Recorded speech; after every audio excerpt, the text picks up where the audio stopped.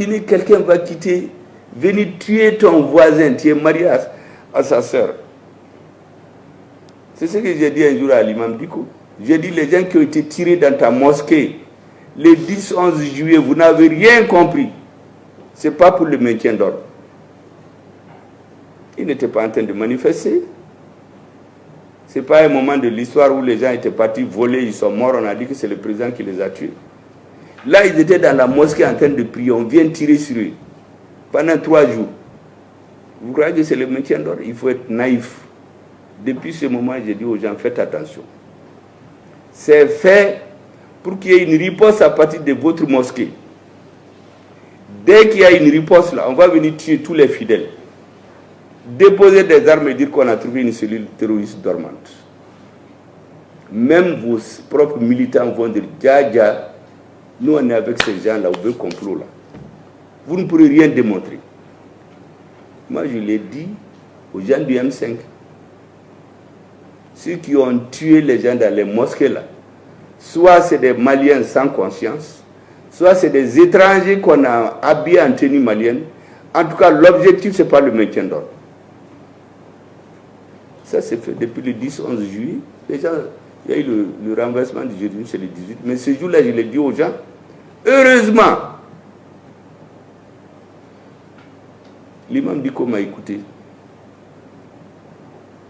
Mais, le 27 juillet 2020, c'est le chef de l'État du Mali qui a dit dans une conférence du G5 Sahel qu'au Mali, le M5 est une organisation terroriste.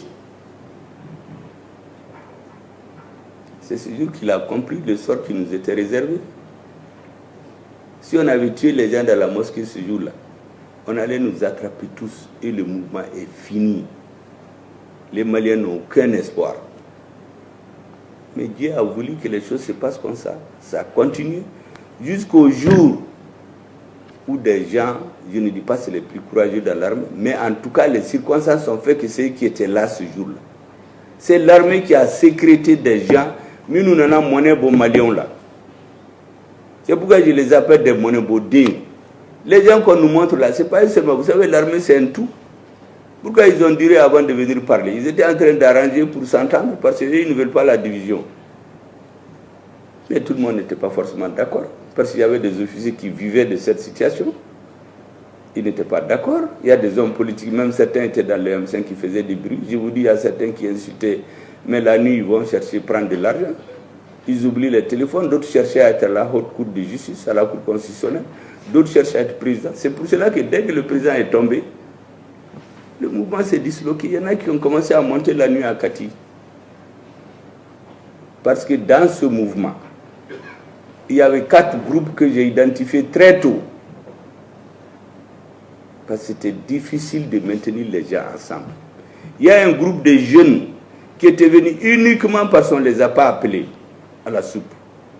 Ils insultaient pour qu'on les appelle la nuit, leur donner de l'argent. Quand ils viennent dans nos réunions, ils voulaient nous pousser à la violence. Il y en a qui nous disent, on va finir avec eux aujourd'hui. En fait, c'est pour transformer notre lutte politique en lutte juridique. On commet une infraction, on nous prend, on nous met en prison, le mouvement est mort.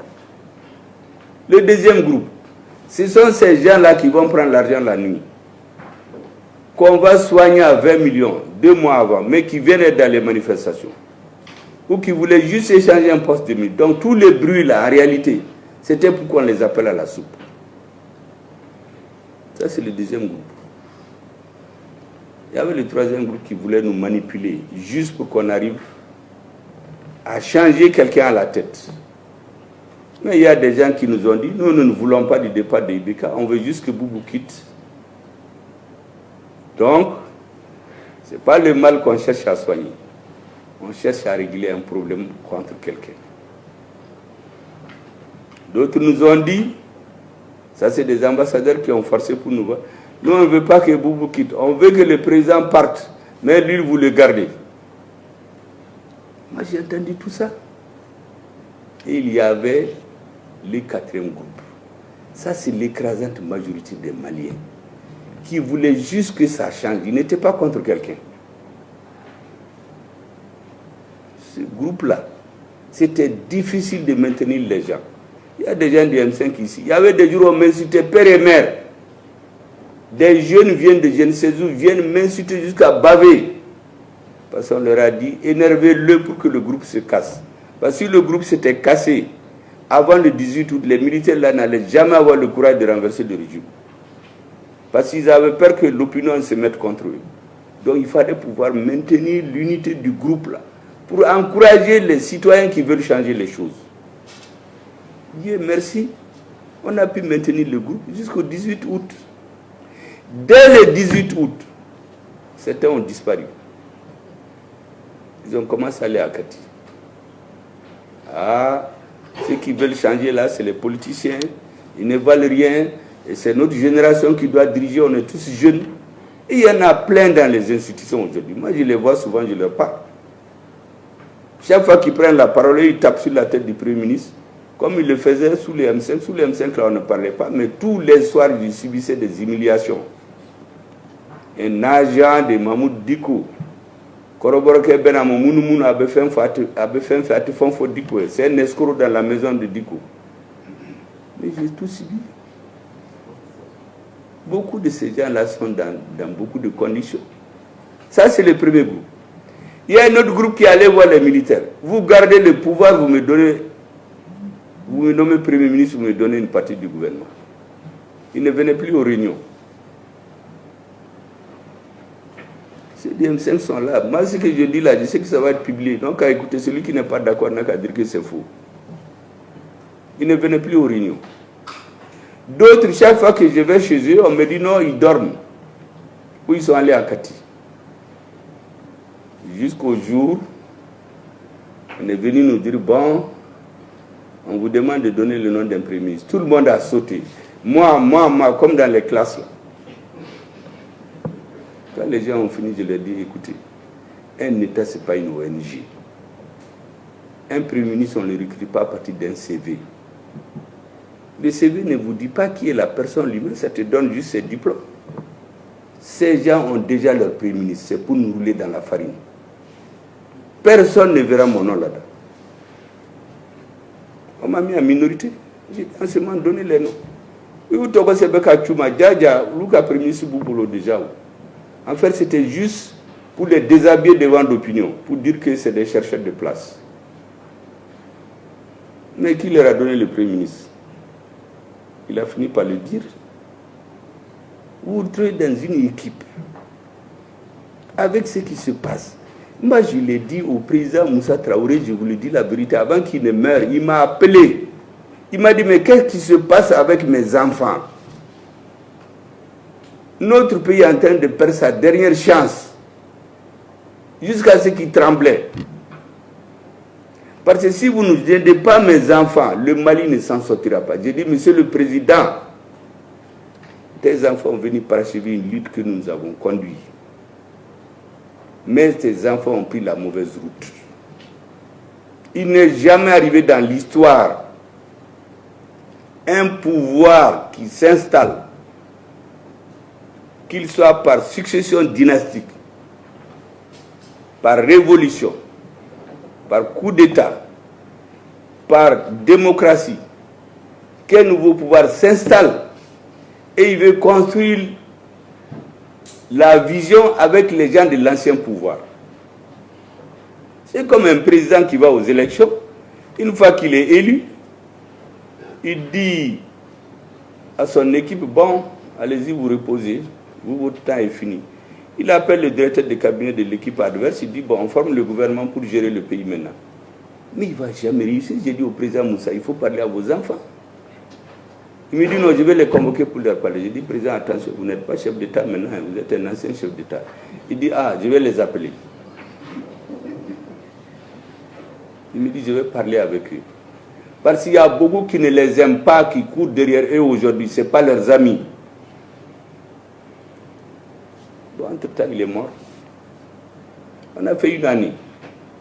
Les gens du M5 sont là. Tous les groupes dont je vous parle là, ils ont tous disparu. Les premiers groupes, ils se sont fait nommer dans des postes, ils gagnaient beaucoup d'argent. Le deuxième groupe, on commençait à se bagarrer. Ils étaient dans le M5. Le troisième groupe ont eu ce qu'ils voulaient avec les militaires pendant un moment. Et le groupe a failli se disloquer. J'ai dit à certains, dans la lutte politique, il ne faut pas chercher à gagner toujours. Il faut suivre une conviction. Le Mali va rentrer dans une impasse tôt ou tard. Parce que cet alliage-là ne marchera pas. Les revendications des Maliens étaient d'ordre de 5. Renforcer l'armée. Lutter contre la corruption et l'impunité. Faire la réforme constitutionnelle. Faire les assises nationales. Installer un organe unique indépendant pour les élections.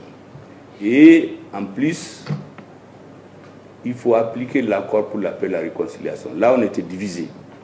Peut-être certains ne voulaient même pas entendre parler de l'accord.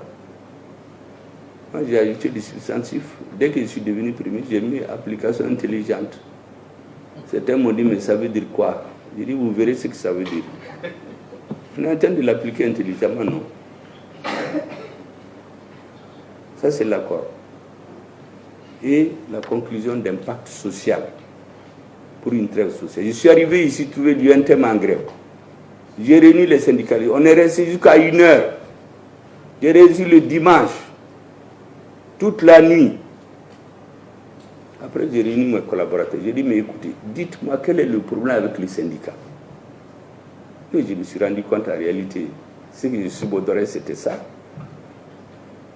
Il y avait des gens qui avaient intérêt à la persistance de la tension. Sinon, il n'y avait pas de problème avec l'UNTM. J'ai dit, on va le signer. On a signé. Il faut me boire là. Chez moi, comme on dit. Mais au moins, ceux qui s'attendaient à une nouvelle tension là, ils n'ont pas eu ce qu'ils veulent. Parce que ce qui était prévu, c'était de créer un nouveau coup d'État. Mais pas pour la rectification, parce que le mot rectification là aussi, on a fait des heures là-dessus. Les gens ont dit non, ils ne sont pas d'accord. On voulait juste changer quelques pièces du puzzle. Il fallait enlever le président, enlever le ministre de la Défense, enlever le ministre de la Sécurité. Et on appelle les partis à ce qu'on appelle le comité d'orientation stratégique. Je ne sais pas ce qu'ils ont pensé, mais l'objectif final, c'était de toute la classe politique se retrouve dans un réceptacle politique. Comme il n'y avait plus de partis qui dirigent, et ce réceptacle-là va faire un appui autour du Premier ministre. Donc c'est ce réceptacle-là, c'est celui qu'on allait s'appuyer pour prendre les toiles et les livrer aux ennemis du Mali. Parce que certains ont vu, ils se sont dit, ces trois-là, vous devez mener vos Maliens là. Il faut les neutraliser. Et ça a failli marcher. Parce que certains ont voulu accepter. Pendant 11 jours, on n'a pas fait le gouvernement. On nous dit, vous prenez 7 ministres d'État. J'ai dit, je ne prends rien. Moi, mes convictions, là, je les ai depuis 2010. Un gouvernement qui ne veut pas critiquer, qui ne veut pas faire de réformes, qui ne veut rien faire. L'armée, c'est normal, parce que ceux qui voulaient enlever là, ceux qui s'occupaient de l'armée a commencé à s'équiper. Je vous assure, ma conviction, je l'ai dit aux gens du M5. Si jamais les militaires là avaient accepté de faire ce qu'ils veulent, on va les laisser faire 30 ans au pouvoir encore. S'ils avaient accepté juste ce qu'ils ont trouvé, ils n'étaient pas partis chez les rues chercher des équipements. Ça veut dire qu'ils allaient dans leur jeu. Ils allaient les laisser. Nous, on allait crier dans la rue, là, on allait frapper certains, les mettre en prison et l'affaire est finie. Donc il fallait une conviction politique que l'avenir de notre pays passe par le maintien de ceux qui ont renversé le régime. Il y a beaucoup de chefs de parti du M5 qui étaient dans le comité d'orientation stratégique. Vous pouvez regarder les PV. Je leur ai dit que je ne parle pas. Et la masse malienne qui veut le changement, la majorité des membres du comité stratégique du M5 disent qu'ils ne seront pas là-dedans. Parce que ce n'est pas dans l'intérêt du Mali. Mais ceux qui cherchaient les places et le nom sont partis où? C'est comme ça que c'est venu. Quand ça a chauffé, on ne nous a pas dit d'envoyer des CV. On nous a dit, proposez-nous un premier ministre. J'ai dit, ça, c'est un débat qui est intéressant.